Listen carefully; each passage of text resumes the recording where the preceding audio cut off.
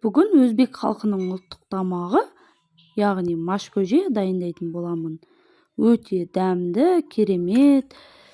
Сорпа ұнап қалды маған, бірінші рет жасап едім. Енді міндетті түрде апта сайын жасап отырамын. Менің каналыма тіркелмеген болсаңыздар, тіркеліп, қоңыраушаны басып қойыңыздар. Ең алдымен бізге осындай сүйек араласқан ет қажет, және де осылай үйде бар көкөністер, картошка, пияз, перец, және де кішкене сұйық май. Видеоның астына описание бөліміне қанша мөлшерде керек, бәрін жазып қоятын боламын. Негізі көз мөлшермен жасай бересіздер, адам санына байланысты. Ең алдымен осылай етімізді әдемілеп тура болатын боламыз. Міндетті түрде жасап жеңіздер, өте керемет дәмді сорпа. Және де пиязымызды, перецті көбіктап турасаңыздар жақсы болады. Пиязымызды екіге бөліп ұзынша етіп тура боламыз.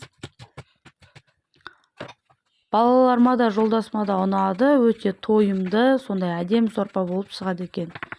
Және де осылай қызанағымызды да, бір чеснокты да әдемілеп, жақсылап, көбіктап, төртбұрыштап тура болатын боламыз. Енді қызып тұрған қазанымызға майымызды құйып, пиязды және де осылай болгарский перецті салып, жақсылап араластырып, 2-3 минуттай қуырып аламыз. Және де енді помидорымызды, чеснокты да салып, жақсылап тағы да бір 2-3 минут қуырып алыңыздар. Көп қуырудың керегі жоқ, себебі бұл сорпа осылай тез-тез кішкене-кішкенеден қуырып аласыздар. Етімізді де салып, тағы кішкене бір 5 минуттай қуырыңыздар. Қуырған жақсы, себебі сорпаның дәмі кіріп, әдемі болып піседі. Бар жоқ 10 минуттың ішінде осы барлық заттарды осылай қуырып аламыз. Және де енді бұл ыстық қуырып жатқан зат, соның үстіне ыстық су құя берсеңіздер болады. Осылай қайнап тұрған суымызды құйып, астын басып, қайнағаннан кейін оттың астын басып, жарты сағат көлемінде қайнатып алатын боламыз. Ет кішкене піссін. Және де енді осы уақытта картошкаларымызды осылай ұзынша етіп, майдалап, өзімізге ыңғайлы етіп, тура болатын боламыз.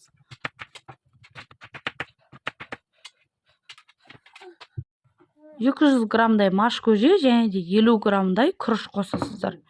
Күрішті кішкене қосыңыздар, сол кезде қою сорпаңыз әдемі болады. Міндетті түрде кішкене 50 грамм күріш қосып жіберген дұрыс. Машты бөлек 4-5 рет жуып аламыз, және де күрішті де ағарғанша 4-5 рет мұздай суға жуып алдым мен. Маш пен күрішті бірге салмайсыздар, себебі маш 1 сағаттай қайнайды, ал күріш 15 минутта піседі.